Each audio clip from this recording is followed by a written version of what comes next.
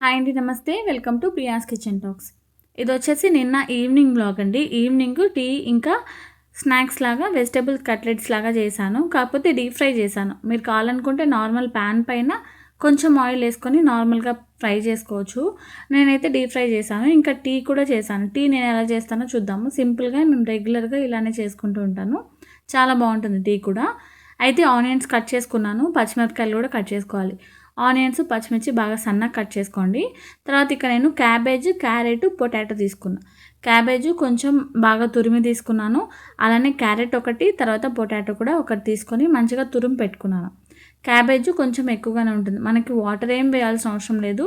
క్యాబేజ్లో, ఆనియన్స్లో, పొటాటోలో మనకి కొంచెం వాటర్ ఉంటుంది కదా, వాటర్తోనే సరిపోతుంది. మీకు వెజిటేబుల్స్ నుంచి వచ్చే వాటర్ వద్దు అనుకుంటే ఆ వెజిటేబుల్స్ని వాటర్ అంతా కూడా పిండేసి నార్మల్ వాటర్ యాడ్ చేసుకోవచ్చు. ఫస్ట్ అయితే ఒక బౌల్ తీసుకొని అందులోకి మనం కట్ చేసుకున్న వెజిటేబుల్స్ అన్నీ కూడా వేసేసాను. పచ్చిమిరపకాయలు, ఆనియన్స్, తర్వాత క్యాబేజ్, క్యారెట్, పొటాటో వేసేసి మొత్తం బాగా కలిపేసాను. ఇప్పుడు అందులోకి 4 స్పూన్లు శనగపిండి, 2 స్పూన్లు బియ్యపిండి వేసుకున్నా. బియ్యపిండి బాగా క్రిస్పీగా ఉంటుంది. తర్వాత కొంచెం వాము, తర్వాత కొద్దిగా సాల్ట్, చిటికెడు పసుపు, కొంచెం మాత్రమే కారం వేసాం. పచ్చిమిర్చి ఆల్రెడీ వేసాం కదా, వేసేసి మొత్తం అంతా కూడా వెజిటేబుల్స్ నుంచి వచ్చే వాటర్తోనే మంచిగా కలిపేసుకోవాలి. వాటర్ ఒక్క చుక్క కూడా వేయాల్సిన అవసరం లేదండి.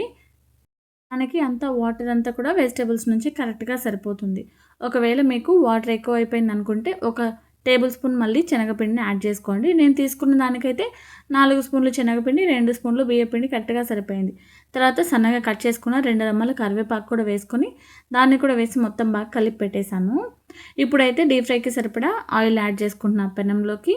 ఆయిల్ బాగా వేడెక్కిన తర్వాత ఇట్లా చూడండి, ఈ విధంగా కట్లెట్ లాగా ప్రెస్ చేసుకొని వేసుకోవడమే, వడల్లాగా. బాగా ఈజీగానే బైండ్ అయిపోతుంది. మీరు ఇంకా కావాలనుకుంటే మీకు నచ్చితే కార్న్‌ఫ్లోర్ వేసుకోండి ఒక స్పూన్ వరకు. ఇంకా బాగుంటుంది టేస్ట్. నేనైతే వేయట్లేదు.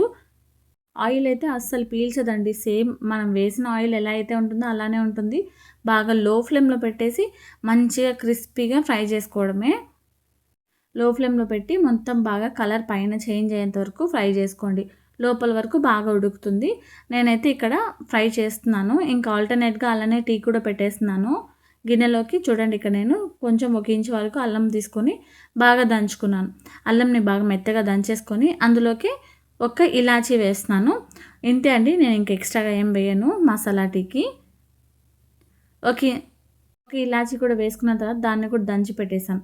తర్వాత టీ పెట్టుకునే గిన్నెలోకి ఒక కప్పు వాటర్‌కి ఒక కప్పు మిల్క్ వేసుకుంటాను. కాబట్టి ఒక కప్పు వాటర్ యాడ్ చేసుకొని మనం దంచి పెట్టుకున్న అల్లం, ఇలాచీ వేసేసి ఒక పెద్ద టేబుల్ స్పూన్‌తో టీ పౌడర్ కూడా వేసేసాను.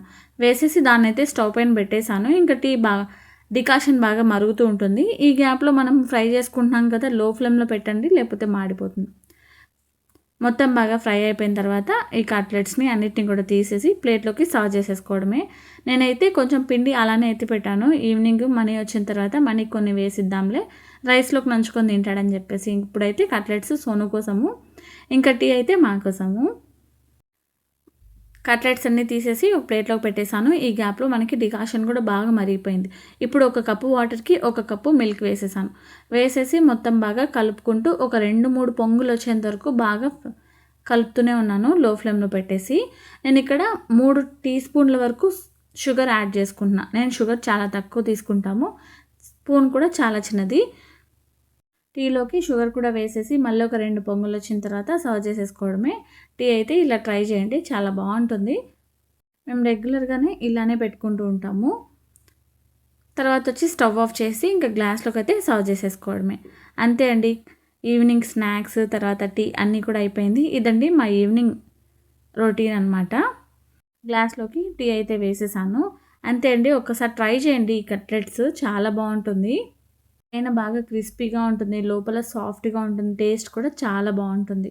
బియ్యపిండి వేసాం కదా, కాబట్టి క్రిస్పీగా ఉంటుంది. అంతే. ఈ వీడియో నచ్చితే లైక్ చేయండి. బాయ్.